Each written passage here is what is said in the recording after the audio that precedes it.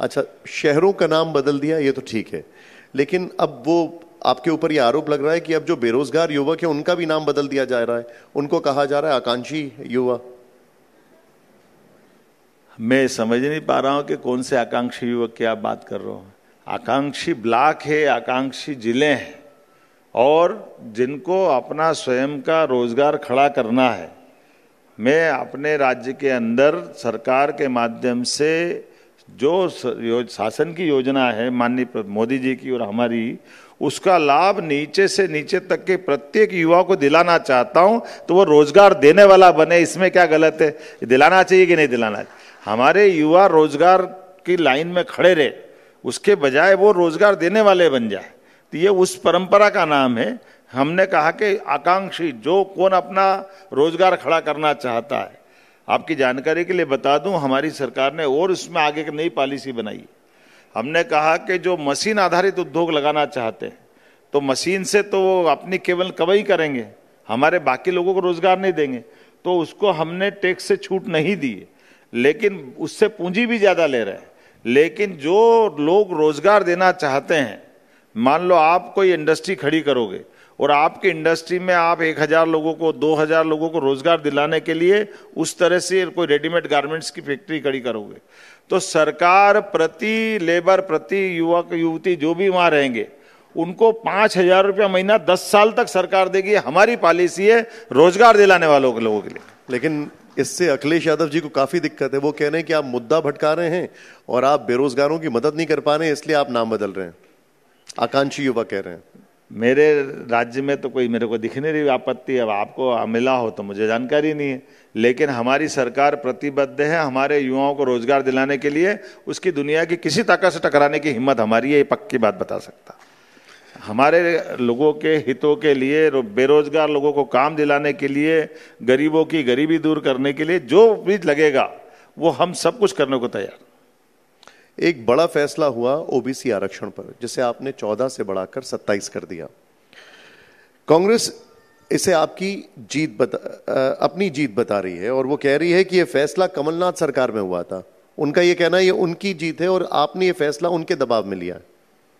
देखिए, हमने विधानसभा में भी कहा, अभी सर्वदलीय बैठक बुला करके भी सब लोगों के साथ कहा कि हमारी सरकार माननीय मोदी जी के उस ध्येय वाक्य के आधार पर चलती है जो सबका साथ, सबका विकास, सबका विश्वास, सबका प्रयास उस पर निर्भर करती है।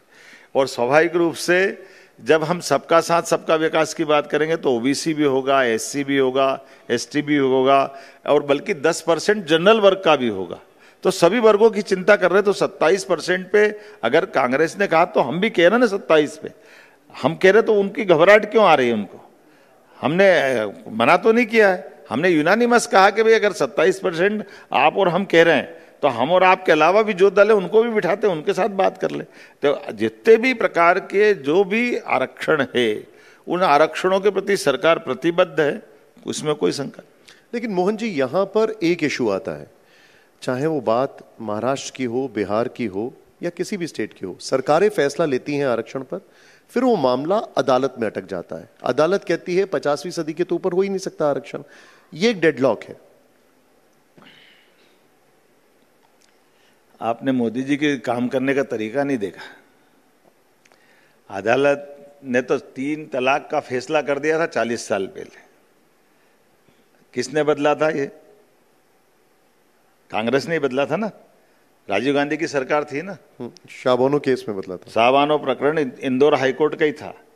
तो कांग्रेस किस मुंह से कहेगी? कांग्रेस ने तो शाबानो प्रकरण को जो कोर्ट ने डिसाइड किया उसको भी बदलने का कलंक उनके माथे पे था। आप बताओ, वो बहन बेटी मुस्लिम समाज की भले ही क्यों ना हो, हमारी भी बहन अगर रे किसी के घर में शादी करके जाएगी, 2-4 साल बाद एक आध बच्चा हो जाए, उसको तलाक करके घर से बाहर कर दे, उसकी जिंदगी नर्क हो जाती है, उसकी कौन आंसू पूछेगा? मुझे इस बात का गर्व है कि मोदी जी ने 40 साल पुराना उस कलंक को भी बदल करके लागू कराने का काम किया। यह मोदी जी की भावना। और इसीलिए सरकार के माध्यम से सुप्रीम कोर्ट ने, भले ही आप जो बता रहे हो, सुप्रीम कोर्ट के उस दायरे के बावजूद भी 10% का आरक्षण इस फैसले के बाद पूरे समाज को दिया कि नहीं दिया, गरीब वर्ग को। यह है मोदी जी की सरकार और भाजपा की नीयत। इस बात का मैं अभिनंदन करना चाहूंगा आप सबके माध्यम से भी, हर वर्ग के लिए भी। जो सरकार का माननीय मोदी जी के माध्यम संकल्प है, इसीलिए हमारी सरकार ने इस प्रकार के निर्णय से सबका साथ सबका विकास खाली बोलने के लिए नहीं, करके दिखाने के लिए निर्णय